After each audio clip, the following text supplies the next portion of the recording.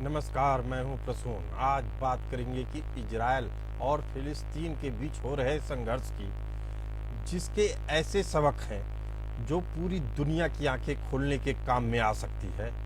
उन देशों की आंखें खोलने के काम में आ सकती है जो युद्ध और आतंक के बल पर किसी देश की सभ्यता संस्कृति को खत्म करने का दंभ भरते हैं। ऐसा करने वाले शायद ये नहीं जानते कि इनकी हरकतों का खामियाजा इनकी आने वाली पुश्तें चुकाती हैं। लेकिन सबसे पहले जानते हैं कि युद्ध की मार झेल रहे इजराइल और फिलिस्तीन की मांगे क्या हैं। इजराइल चाहता है कि राज्य के रूप में अपनी यहूदी पहचान और सुरक्षा को बनाए रखे, साथ ही अपने हजारों साल पुराने विरासत वाले क्षेत्रों पर अपनी बसावट और नियंत्रण का विस्तार भी करना चाहता है। इजराइल चाहता है कि फिलिस्तीनी उसके अस्तित्व के अधिकार का सम्मान करें और हिंसा छोड़ दें। इजराइल यरूशलेम को अपनी अविभाजित राजधानी और उसके पवित्र स्थलों तक अपनी पहुंच बनाए रखना चाहता है। बात फिलिस्तीन की करें तो वेस्ट बैंक, गाजा पट्टी और पूर्वी यरूशलेम में एक स्वतंत्र और संप्रभु राज्य स्थापित करना चाहता है, जिस पर साल 1967 से इजराइल का कब्जा है। फिलिस्तीन चाहता है कि इजरायली अपने सैन्य कब्जे और नाकेबंदी को खत्म कर दे और बस्तियां खाली कर दे। फिलिस्तीन यह भी चाहता है कि यरूशलेम उसकी राजधानी बने और उसके पवित्र स्थलों तक उसकी भी पहुंच हो। आपको बता दी कि इजराइल में यहूदी धर्म का इतिहास करीब 4000 साल पुराना है। इस धर्म का इतिहास मिस्र के नील नदी से लेकर वर्तमान के इराक के दजला फरात नदी के बीच आरंभ हुआ और आज का इजराइल एकमात्र यहूदी राष्ट्र है। लेकिन इसके इतिहास को मिटाने की कोशिशें लगातार की जाती रही। यहूदियों पर कभी ईसाइयों ने हमला किया तो कभी मुस्लिमों ने। लेकिन मौजूदा युद्ध 7 अक्टूबर 2023 को हमास के लड़ाकों ने शुरू की, जब उन्होंने इजराइल पर हवाई और जमीनी हमले शुरू किए, जिसकी कीमत आम फिलिस्तीनी भी चुका रहा है, जो एक समय हमास की आतंकवादी गतिविधियों का पुरजोर समर्थन करता था। हाल तो ऐसा है कि फिलिस्तीन का समर्थन करने वाले तमाम देश युद्ध के नाजुक मौके पर फिलिस्तीनियों को अपने देश में प्रवासी का भी दर्जा नहीं देना चाहते हैं। इसमें लेबनान, मिस्र, ईरान, सीरिया जैसे तमाम देश हैं जो फिलिस्तीनियों को युद्ध में झोंकने के लिए जिम्मेदार हैं। हालात ऐसे कि गाजा की आधी आबादी 18 साल से कम की रह गई है, यानी युद्ध में गाजा ने अपने युवाओं, बूढ़ों की जवानी गंवा चुका है और उनकी बीवियां और बच्चे बेबसी के चलते युद्ध का हिस्सा बनने को मजबूर हैं। लेकिन इस संघर्ष का भारतीयों के लिए क्या सबक है? इजराइल फिलिस्तीनी युद्ध ने साफ कर दिया है कि युद्ध हिंसा से लोग कुछ समय अपने लिए अपनी संस्कृति और सभ्यता से दूर हो जाते हैं, जो आने वाले समय में दोबारा प्रतिक्रिया वाली हिंसा का कारण बनती है। युद्ध और हिंसा कभी भी इतिहास को नहीं बदल सकते। युद्ध और बलपूर्वक धर्म थोपने पर प्रतिक्रिया जरूर होती है, भले ही इसमें दशकों और शताब्दियों का समय लगे। इतिहास हर किसी को मौका देता है। कुछ मिसाल कायम करते हैं तो कुछ हिंसा के बदनुमे दाग। सभी धर्मों का सम्मान करना चाहिए। जिसने नहीं किया उसकी पीढ़ियां उसका परिणाम भोगती हैं। हमें अतीत की सभ्यता और संस्कृति की अनमोल धरोहर का सम्मान करना चाहिए। जिसने इतिहास को बुलाया उसे इतिहास ने कभी माफ नहीं किया है। और क्या है इस युद्ध के सबक? चर्चा में हमारे साथ हैं मोहम्मद अमीन, राजनीतिक विश्लेषक हैं, और जे सोढ़ी हैं, रक्षा विशेषज्ञ। आप दोनों मेहमानों का बहुत स्वागत है हमारे इस कार्यक्रम में। अमीन साहब, आपसे समझना चाहते हैं कि अपने अतीत से नफरत क्यों? जैसा कि इस बात को आप जानते हैं, पर्सनली अच्छी तरीके से आपने इतिहास भी दोहराया। देखिए, जो इजराइल और हमास की जंग है, ये सिर्फ अपने अस्तित्व को बनाए रखने के लिए नहीं है, बल्कि एक दूसरे के अस्तित्व पर कब्जा करने के लिए। इजराइल जो है, जब अस्तित्व में आया, उसको याद होगा आपको, ये 1917 में जब ये टर्किश ऑटोमन एम्पायर थे, उस वक्त आर्टिकल 9 के तहत इंग्लैंड को इन्होंने इंग्लैंड ने चाहा था कि उनको कुछ जमीन दे दी जाए और उससे इंग्लैंड से लाकर कुछ हिंदू को इसराइलियों को बचाया गया। मैं आपको थोड़ा सा दुरुस्त करना चाहता हूं इतिहास की जानकारी के मामले में, उसके बाद आपका भी जवाब सुनूंगा। पहले प्रथम विश्व युद्ध के बाद जब ऑटोमन साम्राज्य ने अपनी दावेदारी और उस पे जमीन पे कब्जा उस समय खोया जब ब्रिटेन ने जीत लिया। पहले विश्व युद्ध से लेकर दूसरे विश्व युद्ध तक ब्रिटेन का कब्जा रहा। 1945 में ब्रिटेन ने इस हिस्से को यूएन को यानी संयुक्त राष्ट्र को सौंप दिया। 1947 में यूएन ने इसको दो भागों में बांटा, इजराइल और अरब के बीच में। 1948 में 14 मई 1948 में इजराइल ने अपने आप को स्वतंत्र राष्ट्र के रूप में घोषित कर दिया और संयुक्त राष्ट्र की नागरिकता मेंबरशिप भी 1949 में मिल गई। तो यह मानना कि ऑटोमन साम्राज्य ने दे दिया था, ये दिया नहीं था, हारे थे और इन्होंने भी कब्जा किया था। और बात यहूदियों की करें तो सबसे पहले जब इस्लाम भी नहीं आया था, कहा जाता है कि बाइबिल भी तब नहीं आई थी, उससे पहले भी इजराइल का जिक्र मिलता है। 4000 पुरानी सभ्यता है और इसी जमीन पे पली बढ़ी है और उसको सभी ने तंग किया है, सभी ने परेशान किया है। उसके अतीत को आप 1900 से नहीं आंक सकते हैं। मोहम्मद अमीन साहब, इसमें जहां तक सवाल है, फिर तीन जो धर्म हैं, इसमें ईसाई है, यहूदी है और मुसलमान, तीनों का अस्तित्व कैसे है, मैं ये जानना चाहूंगा। देखिए, तीनों का ही अस्तित्व है। जो आप देख लीजिए, जो डोम है, वो डोम जो है वो प्रॉफिट के लिए इस्लाम डोम ऑफ रॉक जीसस क्राइस्ट का है और उसी तरह वेस्टर्न वॉल है। जो वेस्टर्न वॉल हिस्सा है वो यहूदियों का है, इसमें कोई दो राय नहीं। और बात की अभी बात जो चल रही है अमेरिका की लड़ाई की, यहाँ पे बंद करने की या जो भी बातें चल रही हैं, उसमें यही एक बात आ रही है कि इसको 2 स्टेट का दर्जा दिया जाए, यानी दोनों ही स्टेट रहेंगी, एग्जिस्ट करेंगी, उसमें इजराइल भी रहेगा और फिलिस्तीन भी रहेगा। ये बात 1948 से 1967 की जो बात आप कर रहे हैं, लेकिन आप स्वीकार कहाँ करते हैं मोहम्मद अमीन साहब? दिक्कत ये है कि 1948 में जिस दिन इजराइल ने अपनी स्वतंत्रता घोषित की, वो भी संयुक्त राष्ट्र के बांटने के बाद अगले 24 घंटे के अंदर सारे अरब देश, लेबनान, सीरिया, मिस्र, तमाम जॉर्डन, तमाम देश उसके ऊपर हमला करते हैं और 1 साल तक चले युद्ध में मुंह की खाते हैं। उसके बाद समझौते की बात करते हैं। अब बात की जाए हम्मास की, हम्मास ने जिस तरीके से हमला किया उसको कोई भी सभ्य समाज स्वीकार नहीं कर सकता है। हमला ही नहीं किया, लड़कियों के साथ, महिलाओं के साथ रेप किया, उनके आदमी को, उनके कहा जाए शौहर को, उनके सामने गोली मार दिया, घसीट कर मारा। और इस बदनुमे घटना को पूरे फिलिस्तीन में जश्न मनाया जा रहा था। और उसके बाद जब हमला होता है तो आप कैसे जस्टिफाई कर सकते हैं? अच्छा, ये कौन लोग हैं? ये आपके वही पुरखे तो हैं। अगर सहज रूप से, जैसे भारत है, जैसे भारत में मुस्लिम है, वो मानते हैं कि हमारे पुरखे हिंदू थे। अगर इस तरह की स्वीकारता इंडोनेशिया में मुस्लिम है, कोई दिक्कत नहीं है। दिक्कत वहीं आती है जहां बाकी देश आपको भ्रम के जाल में फंसाते हैं। यूएई है, यूएई अभी कभी भी अपने आपको इस तरह की घटनाओं में नहीं डाल रहा है, यानी वो आगे निकल चुका है। उसको मालूम है कि युद्ध और हिंसा से कुछ भी हासिल होने वाला नहीं है। सोढ़ी साहब रक्षा विशेषज्ञ हमारे साथ हैं। सोढ़ी साहब, जब इस तरह के उपद्रव होते हैं तो आसपास के इलाकों में भी एक अनरेस्ट होता है, उसको भारत के नजरिए से कैसे देखना चाहेंगे आप? सोढ़ी साहब। जैन प्रसून जी, ये मेरा सौभाग्य कि मैं आपकी न्यूज चैनल विख्यात को पैनलिस्ट के साथ हूँ।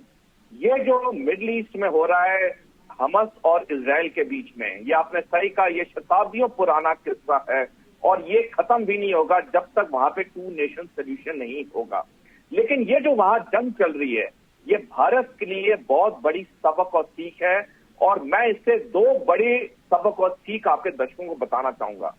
सबसे पहले, जो लोग कहते हैं कि भारत का रक्षा बजट कम होना चाहिए, भारत की सेना में कटौती होनी चाहिए, कई दशकों से भारत में युद्ध नहीं हुआ, इसलिए इतनी बड़ी फौज की जरूरत नहीं है, उन्हें याद रखना चाहिए कि भारत दुनिया की सबसे गंभीर जियोपॉलिटिकल सिचुएशन लोकेशन में लोकेटेड है, जहां पे उसके पश्चिमी और पूर्वी बॉर्डर पे दो दुश्मन देश बैठे हैं जिन्होंने ठान ली है कि भारत में कभी शांति नहीं आने देंगे।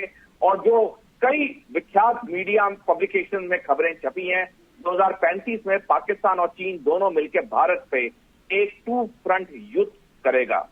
दूसरी सबक और सीख जो हम इस हमास इजराइल युद्ध से ले सकते हैं ये है कि जुलाई 2015 में इजरायली सेना में रक्षा सुधार हुए, जिसके तहत वहां के जो पुरुष सैनिक हैं वो सिर्फ 32 महीने की नौकरी करते हैं सेना में, और महिला सैनिक सिर्फ 24 महीने की नौकरी करते हैं अपनी सेना में। और इसका खामियाजा इजराइल को भुगतना पड़ रहा है कि 5 महीने से ज्यादा हो चुके हैं और इजराइल को जीत कहीं नहीं दिख रही है। बल्कि कुछ दिन पहले ही इजराइल की 5 ब्रिगेडों को गाजा पट्टी से निकाल दिया गया क्योंकि वहां पे उनकी जीत नहीं हो रही थी। और जैसे हम देख रहे हैं इजराइल को चारों तरफ से अरब देशों ने घेरा हुआ है और एक के बाद एक नए मोर्चे खोले जा रहे हैं। तो ये इजराइल हमास युद्ध से भारत के लिए बहुत बड़ी इन देशों का मकसद क्या है? ये प्रवासी के तौर पे स्वीकार नहीं करते हैं, शरणार्थी बनाकर रख दिए हैं बॉर्डर पे, उनके बीवी बच्चे दवाइयों के लिए मोहताज हैं। आखिर इनकी रणनीति क्या है? क्या ये चाहते हैं फिलिस्तीनी दम घुट के फिलिस्तीनियों का गला घोट के मार दिया जाए? मतलब आप अपने देश में प्रवासी का स्टेटस भी नहीं देना चाहते हैं, चाहे जॉर्डन हो, चाहे सीरिया हो, चाहे लेबनान हो, कोई भी देश हो, जॉर्डन हो। प्रसून जी, इस बारी जो अरब देश हैं वो बड़ी समझदारी का काम करें, वो किसी भी फिलिस्तीनी को शरण नहीं दे रहे हैं, क्योंकि इस बार वो जानते हैं कि पलड़ा फिलिस्तीन या हमास का भारी है। 2007 से जब से हमास ने गाजा पट्टी में शासन संभाला तब से ये 5वां हमला है इजराइल का गाजा पट्टी पे। और जब जब इजराइल ने गाजा पट्टी पे हमला किया है, कुछ समय के लिए हमास को दबा दिया गया है, लेकिन कुछ समय बाद फिर हमास उभरा है और ताकतवर और खूंखार होके। क्योंकि इसका मुख्य कारण ये है कि 2007 से हमास को चीन और रूस का पूरा समर्थन है। जो दशकों पहले हुआ कि इजराइल 5-6 अरब देशों को इकट्ठे हरा पाया, अब वो मुश्किल ही नहीं, नामुमकिन है, क्योंकि अब अरब देशों के आर्थिक और सैनिक शक्ति बहुत ज्यादा बढ़ चुकी है। और सबसे बड़ी चीज, जैसे मैंने बताया, चीन और रूस का पूरा समर्थन। मैं बस एक और मिनट लेना चाहूंगा। चीन का इतना बड़ा समर्थन है जिसका एक ट्रेलर हमने देखा 7 अक्टूबर को, जब सुबह 6:30 बजे हमास के 1000 लड़ाकुओं ने इजराइल में हमला किया और 20 मिनट के लिए 6:30 बजे से 6:50 तक पूरा इजरायली डिफेंस फोर्सेस के इलेक्ट्रोमैग्नेटिक स्पेक्ट्रम को जैम कर दिया गया। इजरायली सेना को भनक भी नहीं लगी कि 1000 से ज्यादा हमास का लड़ाकू 15 मील तक उनके देश में आ चुका है और खून खराबे। सोडी साहब, और जब भनक लगी तो 1500 इजरायली सैनिक या उनके जवान या उनके नागरिक मारे गए। और उसकी भनक जब इजरायल को लगी तो उसका परिणाम ये हुआ कि अब तक 30,717 फिलिस्तीनी मारे गए युद्ध में, 60,000 से ज्यादा घायल हैं, 23 लाख की आबादी में से 20 लाख विस्थापित हो चुके हैं। क्या और कारण है? बहाई समाज की बात की जाए, ईसाई की बात की जाए, मुस्लिम की बात की जाए या यहूदी की, सभी एकेश्वरवादी को मानते हैं, लेकिन आपस में इतना फिर उग्रता क्यों है एक दूसरे के लिए? हम चर्चा कर रहे हैं कि इजरायल और फिलिस्तीन के युद्ध का भारत के ऊपर क्या असर है और उससे क्या सबक लिया जा सकता है। हमारा सवाल है मोहम्मद अमीन साहब से। मोहम्मद अमीन साहब, बताइए कि 4 प्रमुख एकेश्वरवादी धर्म, जिसमें बहाई शामिल है, यहूदी हैं, ईसाई हैं और इस्लाम है, आपस में अपने अतीत को भूलने की क्या ऐसी जरूरत है जिसके कारण से उग्रता, हिंसा फैले? देखिए, यहाँ पर लैंड को कब्जाने की बात है और अपना स्वराज्य बढ़ाने की बात है। उसमें आपको मैं बताना चाहूंगा, जब पीएलओ था या सिर्फ जिंदा थे, मैं 2004 में वहाँ गया हूँ पर्सनली, डोम भी देखा है और इजराइल के थ्रू गया था, वाया जॉर्डन गया था। मैं जॉर्डन से हुसैन ब्रिज क्रॉस करके हम लोग वहाँ गए थे और आगे तक गए थे। और रात में एक चर्चा भी हुई थी, विदेश मंत्रालय का डेलीगेशन पूरा गया था, जिसमें हमारे नेट सोम प्रकाश जी वहाँ पर रिप्रेजेंटेटिव थे, जो कहलाते थे पीएलओ के रिप्रेजेंटेटिव हमारी तरफ से, इंडिया के ISS से। और दूसरी बात मैं कहना चाहूंगा कि इसमें जो पीएलओ को डिफीट देने की बात थी, उसमें इसमें एक संगठन तैयार किया गया था इजराइल के द्वारा, पूरी तौर से, जिसका नाम था हम्मास की जो स्थापना हुई वो 87 में हुई और हम्मास के 27,000 लड़ाके तैयार हुए। और इसी में आप देखेंगे कि हिजबुल्लाह है जो लेबनान का आतंकी संगठन है, उसकी स्थापना 1982 में हुई और हिजबुल्लाह के साथ थे। उसके बाद आप देखेंगे कि ईरान हमेशा हिजबुल्लाह को सपोर्ट करता रहा है। इसमें 48 में देखिए इसराइल में क्या जब जन्मा ये, उसी यरूशलेम की बात आई और यरूशलेम की बात थी, तीनों ही उस पे हैं। ऐसा नहीं, मैं पहले ही कहा अपनी डिबेट पे, इस्लाम भी है, ज्यूज भी है और वेस्टर्न वॉल भी है। लेकिन सवाल इस बात का है कि ये सिर्फ उस लैंड को रखना नहीं चाहते, इस लैंड को एक्सपेंड करना चाहता है जिसका जगह है। मोहम्मद अमीन साहब, मेरा सवाल बस इतना है कि यहूदियों के लिए नफरत आती कहाँ से है? उन्होंने क्या बिगाड़ा है? उनको भी जीने का हक है कि नहीं? रहने का हक है कि नहीं? सबको रहने का हक है, लेकिन मैंने वहाँ देखा है, जो डोम के अंदर मैंने नमाज भी पढ़ी है, 2004 की बता रहा, ऑफिशियल डेलीगेशन गया था विदेश मंत्रालय का, विदेश राज्य मंत्री उसके हेड कर रहे थे। मैंने वहाँ नमाज भी पढ़ी, वहाँ मुफ्ती से भी मुलाकात की, वहाँ देखा मैंने, वहाँ बोले। और अभी भी सुना होगा आपने कुछ दिन पहले कि अंदर घुस के उनकी प्रेयर के टाइम में उनको ट्रिगर किया गया, मारा गया, चाहे बच्चे थे या बूढ़े थे, जो भी थे। एक डे होते है उस दिन नमाज का, साल का, उसमें किया गया, रोशनी की जाती है। जैसे अपने गुरुद्वारे में रोशनी होती है, इसी तरीके से मस्जिदों में एक साल में रोशनी होती है, नबी के उसमें। अमीन साहब, इस बात को समझना होगा कि एक घटना घटती है प्रेयर के वक्त और एक घटना उसी ईरान में घटती है। आदमी अपने अधिकारों के लिए लड़ता है, बुर्का हटाने के लिए, उसको बुर्का हटाने तक सीमित रखा जाता है, इसको पूरे इस्लाम पे खतरा मान लिया जाता है। सोढ़ी साहब, इस तरह की दो घटनाओं का कितना अलग रूप दिखता है, इसका क्या कारण है? देखिए प्रसून जी, शताब्दियों से हर आदमी ने मजहब को इस्तेमाल किया है अपने निजी फायदे के लिए, और जैसे जैसे देश बनते गए और आदमी लालची होता गया, वो मजहब को इस्तेमाल करता गया अपने निजी फायदे के लिए। आगे हम इस केस में भी देखें, ये जो लड़ाई है, ये लड़ाई इजराइल और फिलिस्तीन के बीच में मजहब की नहीं है, लेकिन इसे मजहब के तौर पर बना दिया गया है। ये लड़ाई एक जमीन के टुकड़े पे है। मैं 2 मिनट चाहूंगा, थोड़ा इतिहास में जाना चाहूंगा। 19वीं शताब्दी में रूस में यहूदियों के ऊपर अत्याचार होना शुरू किया और यहूदी रूस छोड़ के भागने लगे।